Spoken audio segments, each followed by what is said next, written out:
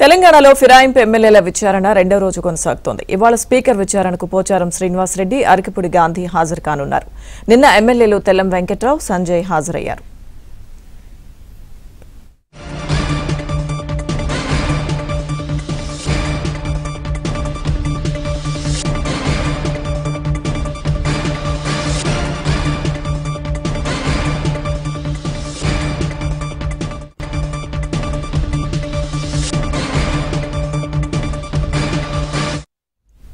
తెలంగాణలో ఫిరాయింపు ఎమ్మెల్యేల విచారణ రెండో రోజు కొనసాగుతోంది. ఇవాళ స్పీకర్ విచారణకు పోచారం శ్రీనివాస్ రెడ్డి, అరకిపూడి గాంధీ హాజరు కానున్నారు.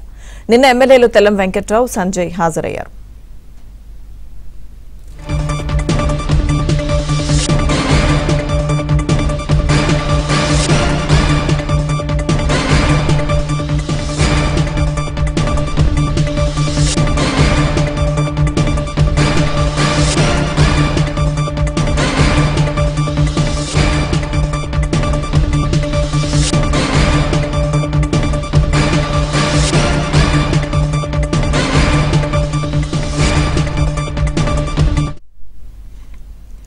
తెలంగాణలో ఫిరాయింపు ఎమ్మెల్యేల విచారణ రెండో రోజు కొనసాగుతోంది. ఇవాళ స్పీకర్ విచారణకు పోచారం శ్రీనివాస్ రెడ్డి, అరకిపూడి గాంధీ హాజరు కానున్నారు.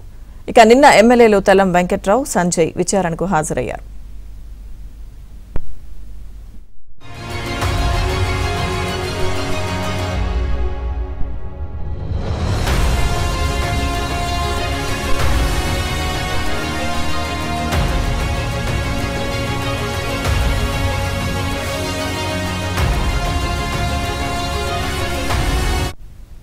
ఫిరాయింపు ఎమ్మెల్యేల రెండో రోజు విచారణకు సంబంధించిన పూర్తి అప్డేట్స్ మా ప్రతినిధి సిద్ధార్థ్ అందిస్తారు.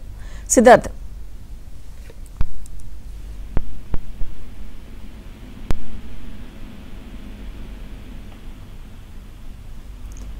ఫిరాయింపు ఎమ్మెల్యేల విచారణకు సంబంధించిన పూర్తి సమాచారం మా ప్రతినిధి సిద్ధార్థ్ అని తెలుసుకుందాం. సిద్ధార్థ్.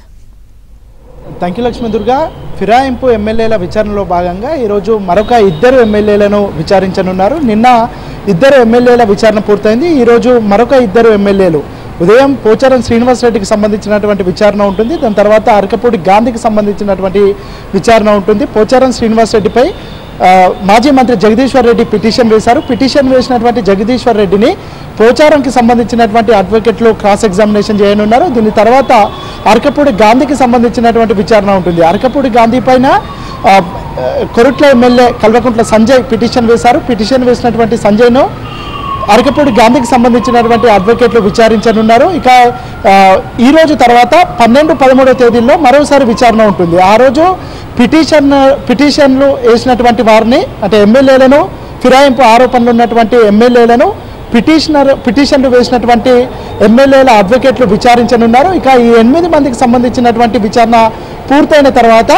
మరొక ఇద్దరికి సంబంధించినటువంటి ఎమ్మెల్యేల విషయంలో ఏం చేస్తారు అనేది ఒక సస్పెన్స్గా మారింది. ఇప్పటి వరకు 10 మంది ఫిరాయింపు ఆరోపణలు ఎదుర్కొంటున్నటువంటి నేపథ్యంలో 8 మంది మాత్రమే అఫిడవిట్లు దాఖలు చేశారు. ఇటు కడియం శ్రీహరి కానీ దానం నాగేందర్ కానీ ఇప్పటి వరకు అఫిడవిట్లు దాఖలు చేయలేదు. ఇక 13వ తేదీ లోపు వీళ్ళిద్దరూ అఫిడవిట్లు దాఖలు చేస్తారా, లేదంటే దాఖలు చేయకపోతే స్పీకర్ వీళ్ళకు మరొకసారి మరికొంత సమయం ఇస్తారా, లేదంటే స్పీకర్ విచక్షణ అధికారంతో వీళ్ళపైన ఏదైనా చర్యలు తీసుకుంటారా అనేది తేలాల్సి ఉంది. వీళ్ళు 13వ తేదీ వరకు అఫిడవిట్లు దాఖలు చేస్తారా లేదా అనేది ఇప్పటికీ సస్పెన్స్ కొనసాగుతూ ఉంది. ఒకవేళ దానం నాగేందర్ అఫిడవిట్లు దాఖలు చేస్తే ఆయన పైన విచారణ కొనసాగే అవకాశం ఉంది. విచారణ కొనసాగితే ఆయన బీఆర్ఎస్ నుంచి ఎమ్మెల్యేగా, కాంగ్రెస్ నుంచి ఎంపీగా పోటీ చేసినటువంటి నేపథ్యంలో ఆయన డిస్క్వాలిఫై అయ్యే అవకాశం ఉంది. ఆయన డిస్క్వాలిఫై అయితే 6 సంవత్సరాల పాటు ఆయన పోటీ చేయడానికి అనర్హుడిగా స్పీకర్ ప్రకటిస్తారు.